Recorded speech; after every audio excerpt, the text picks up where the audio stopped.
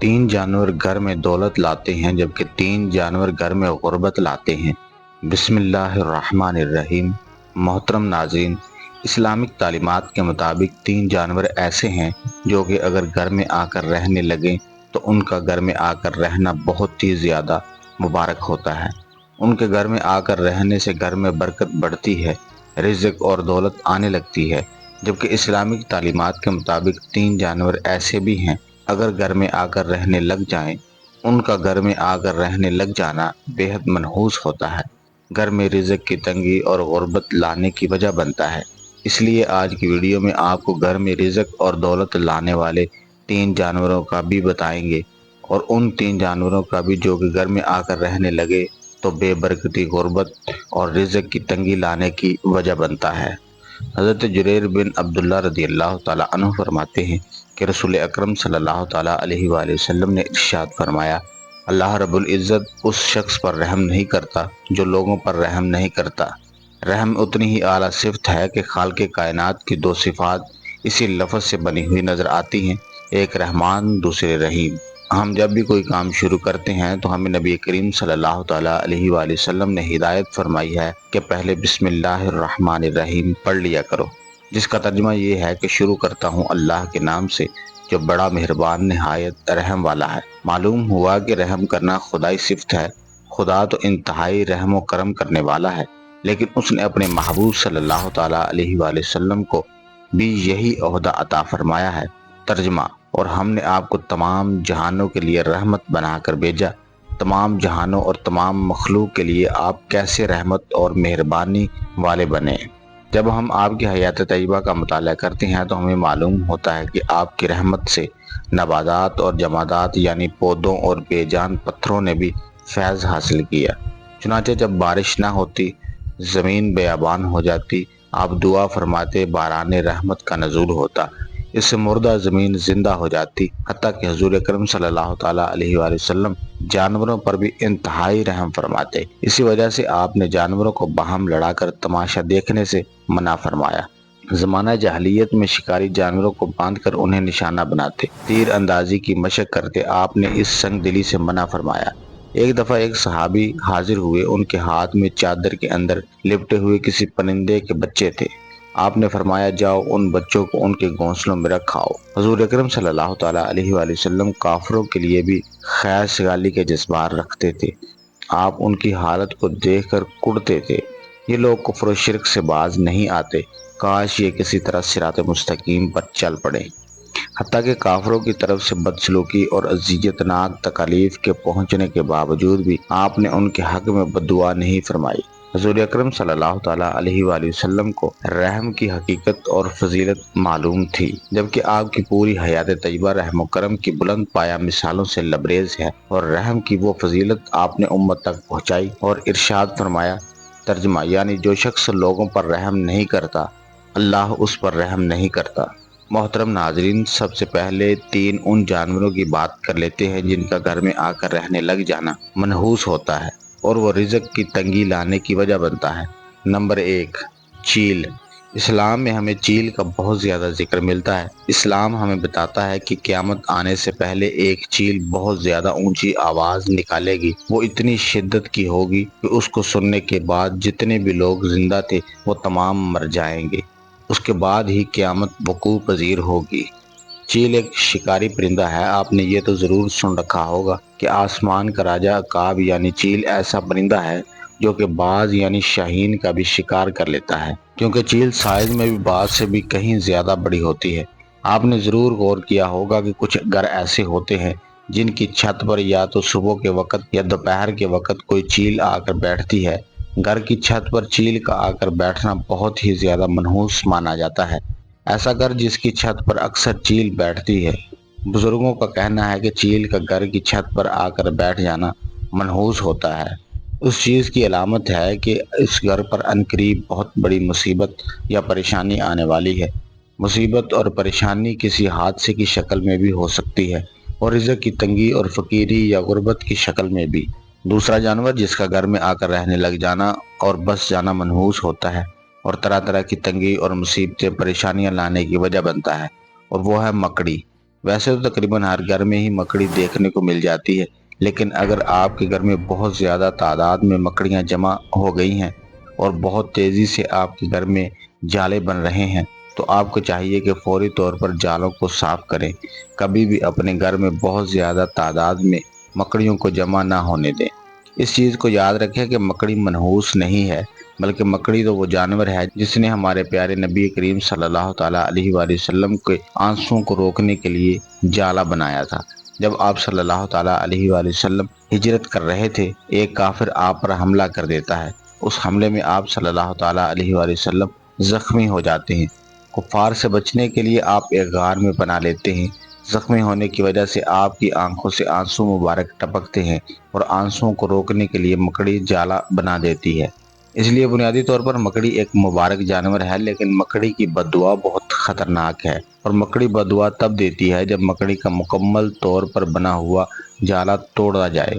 اس لیے بزرگوں کا کہنا ہے کہ کبھی بھی مکڑی کے جالوں کو مکمل نہیں ہونے دینا چاہیے، بلکہ جیسے ہی مکڑی جالا بنانے لگے فوری طور پر مکڑی کے جالے کو توڑ دینا چاہیے، کیونکہ ایک بار جب مکڑی کا جالا مکمل ہو جائے تو وہ مکڑی کا گھر ہوتا ہے، اور مکمل طور پر بنے ہوئے جالے کو توڑنا مکڑی کے گھر کو توڑنے کے مترادف ہے، جس کے بعد مکڑی بد دعا دیتی ہے، اور مکڑی کی بد دعا بہت زیادہ خطرناک ہوتی ہے۔ مکڑی کی بد دعا کے بارے میں کہا جاتا ہے کہ یہ انسان اور گھر میں رہنے والوں کو تباہ کر دیتی ہے اور فقیر بنانے کی طاقت رکھتی ہے۔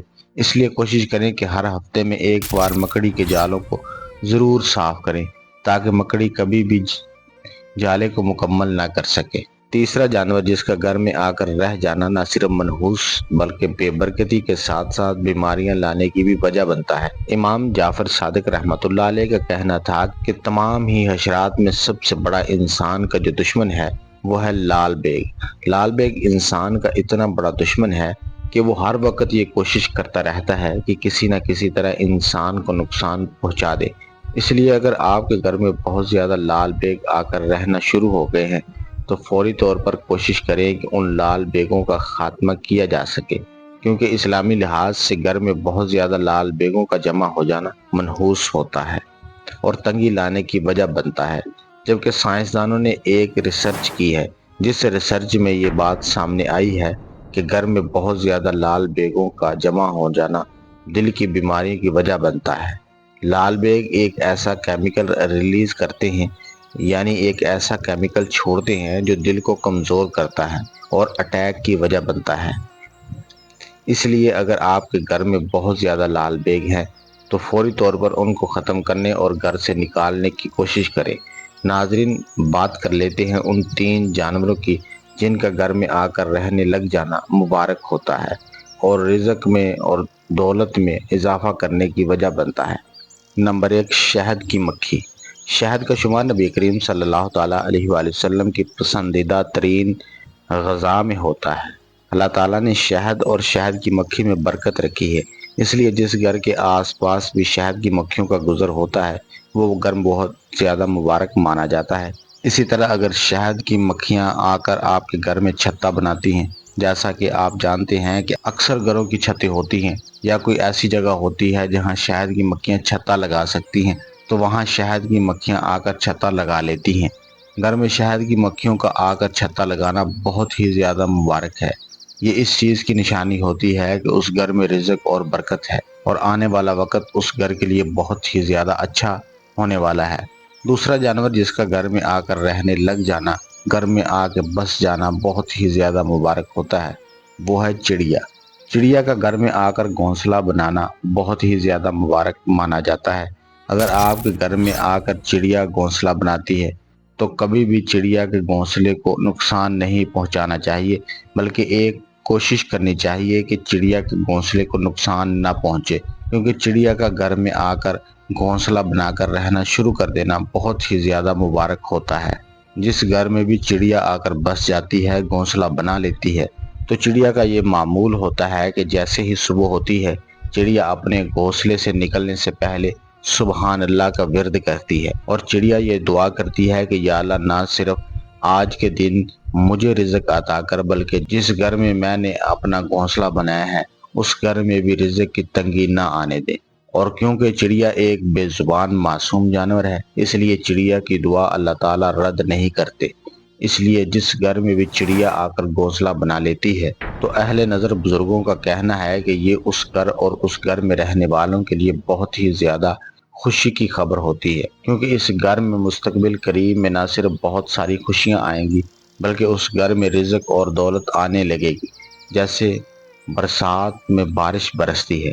چڑیا کا خیال آتے ہی کانوں میں رس گھولنے والی چہچہاہٹ سنائی دینے لگتی ہے۔ آج کے اس ٹیکنالوجی کے دور میں جہاں ہم بہت ساری نعمتوں اور رحمتوں سے خود کو دور کر بیٹھے ہیں، ان میں سے یہ معصوم پرندہ چڑیا بھی ایک ہے۔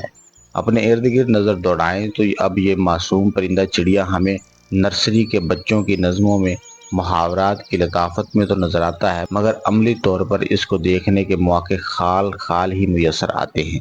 جب صبح کی اذان کے ساتھ ان کی چہچہاہٹ صبح ہونے کا اعلان کرتی ہے تو گھر آنگن میں صحن کی دھوپ میں یہ ننھے ننھے قدرتی اور دانہ چگتی دکھائی دیتی تھی۔ دن بھر نظر آنے والی چڑیاں مغرب کی اذان کے ساتھ ہی اپنی آخری تسبیح پڑھ کر درختوں کی شاخوں پر جا کر سو جاتی تھی۔ تیسرا جانور جس کا گھر میں آ کر رہنے لگ جانا یا گھر میں بہت زیادہ چکر لگانا یعنی آنا جانا بہت زیادہ مبارک ہوتا ہے، وہ ہے بلی۔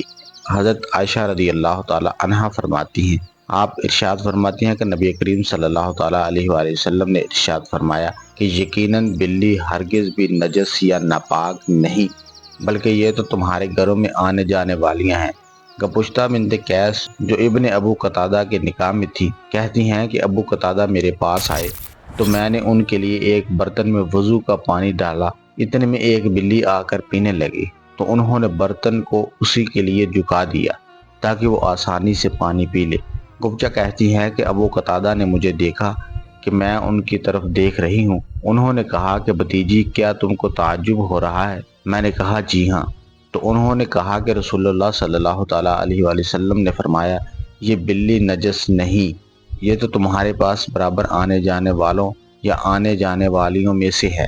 اس روایت سے ثابت ہوتا ہے کہ بلی کا جھوٹا ناپاک نہیں ہے، بشرط یہ کہ اس کے منہ پر نجاست نہ لگی ہو۔ اس حدیث میں بلی کو گھر کے خادم سے تشبیہ دی گئی ہے، کیونکہ خادموں کی طرح اس کا گھروں میں آنا جانا بہت رہتا ہے۔ اگر اسے نجس اور ناپاک قرار دے دیا جاتا تو گھر والوں کو بڑی دشواری پیش آتی۔ رسول اللہ صلی اللہ تعالیٰ علیہ وآلہ وسلم نے بلی کے متعلق ارشاد فرمایا وہ نجس نہیں ہے کیونکہ یہ ہر وقت آمد و رفت رکھنے والا گھریلو جانور ہے۔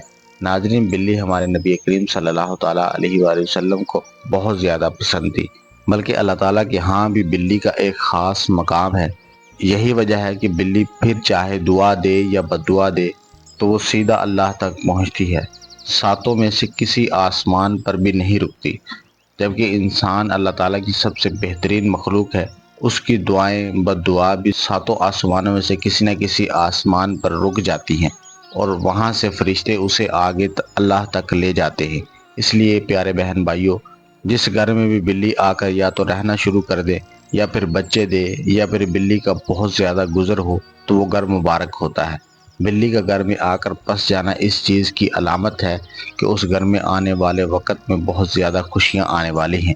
اگر آپ کے گھر میں بلی آ کر رہنا شروع کر دیتی ہے، یہ چکر لگاتی ہے اور بہت زیادہ آتی جاتی ہے اور گھر والے اس کا خیال رکھنا شروع کر دیتے ہیں، یعنی اپنی حیثیت اور توفیق کے مطابق کبھی اسے روٹی کے ٹکڑے ڈال دیتے ہیں، کبھی اس کے لیے ایک کونے میں پانی کا بندوبست کر دیا جاتا ہے، یا گھر والے اپنی حیثیت اور توفیق کے مطابق اسے کچھ نہ کچھ دیتے رہتے ہیں، تو پیارے بہن بھائیوں، بلی کو کھانے پینے کے لیے کچھ دینا بہت زیادہ مبارک ہوتا ہے۔ آپ نے اکثر سنا ہوگا کہ فلاں شخص بلی کا خیال رکھتا تھا، پیار کرتا تھا اور کھانے پینے کا خیال رکھتا تھا، جس کے بعد اس کے حالات ایسے بدلے کہ وہ شخص جو کہ 2 وقت کی روٹی بھی ٹھیک سے نہیں کھا سکتا تھا، اچھا بن جاتا ہے، پتہ نہیں چلتا۔ کیونکہ اس چیز کو ہمیشہ یاد رکھیں کہ اگر بلی آپ کی کسی بات سے خوش ہو کر آپ کے لیے دعا کر دیتی ہے تو پھر آپ کے وارے نیارے ہو جاتے ہیں، آپ کی غربت بادشاہی میں بدل جائے گی، کب آپ کی تنگدستی خوشحالی میں بدل جائے گی، آپ کے غم خوشیوں میں بدل جائیں گی، آپ کو پتہ بھی نہیں چلے گا۔ حضرت عائشہ رضی اللہ تعالی عنہا سے مروی ہے کہ بے شک میں نے اللہ کے رسول صلی اللہ تعالیٰ علیہ وآلہ وسلم کو دیکھا ہے کہ آپ صلی اللہ تعالیٰ علیہ وآلہ وسلم اس کے یعنی بلی کے بچے ہوئے پانی سے وضو کر لیتے تھے۔ حضرت عبداللہ بن عمر رضی اللہ تعالی عنہما سے روایت ہے کہ حضور نبی کریم صلی اللہ تعالی علیہ وآلہ وسلم نے فرمایا، ایک عورت کو ایک بلی کی وجہ سے عذاب دیا گیا۔ اس نے اس بلی کو کسی جگہ بند کر دیا تھا یہاں تک کہ وہ بھوکی مر گئی۔ وہ عورت اس کی وجہ سے دوزخ میں داخل کی گئی۔ آپ صلی اللہ تعالی علیہ وآلہ وسلم نے فرمایا، اللہ تعالیٰ اس سے فرمائے گا، اللہ تعالیٰ خوب جانتا تھا کہ جب تو نے اسے باندھا تو تو نے اسے نہ کھلایا نہ پلایا اور نہ ہی اسے کھلا چھوڑا کہ وہ خود زمین کے کیڑے مکوڑے کھا لیتی۔ حضرت عبداللہ بن جعفر رضی اللہ تعالیٰ عنہ بیان کرتے ہیں کہ حضور نبی اکرم صلی اللہ تعالیٰ علیہ وآلہ وسلم ایک انصاری شخص کے باغ میں داخل ہوتے ہیں تو وہاں ایک اونٹ تھا۔ جب اونٹ نے حضور نبی اکرم صلی اللہ تعالیٰ علیہ وآلہ وسلم کو دیکھا تو وہ رو پڑا، اس کی آنکھوں سے آنسو بہہ نکلے۔ آپ صلی اللہ تعالیٰ علیہ وآلہ وسلم اس کے پاس تشریف لے گئے، اس کے سر پر دست شفقت پھیرا تو وہ خاموش ہو گیا۔ آپ صلی اللہ تعالیٰ علیہ وآلہ وسلم نے دریافت فرمایا، اس اونٹ کا مالک کون ہے؟ یہ کس کا اونٹ ہے؟ انصار کا ایک نوجوان حاضر خدمت ہوا اور عرض کی، یا رسول اللہ، یہ میرا ہے۔ آپ صلی اللہ تعالیٰ علیہ وآلہ وسلم نے فرمایا کہ تم اس بے زبان جانور کے معاملے میں اللہ تعالیٰ سے نہیں ڈرتے جس کا اللہ تعالیٰ نے تمہیں مالک بنایا ہے۔ اس نے مجھے شکایت کی ہے کہ تم اسے بھوکا رکھتے ہو اور اس سے بہت زیادہ کام لیتے ہو۔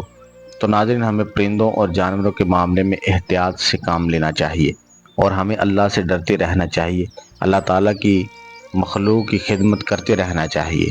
دعا ہے کہ اللہ تعالیٰ ہمیں اپنی مخلوق کی خدمت کرنے کی توفیق عطا فرمائے، اور یہ دعا ہے کہ اللہ تعالیٰ ہمارا سنانا اور آپ کا سننا اپنی پاک بارگاہ میں قبول فرمائے۔ ناظرین، گزارش ہے کہ اللہ تعالیٰ کے 99 ناموں میں سے کوئی ایک نام لکھ کر کمنٹ میں ضرور شیئر کریں۔ اللہ آپ کا حامی و ناصر ہو۔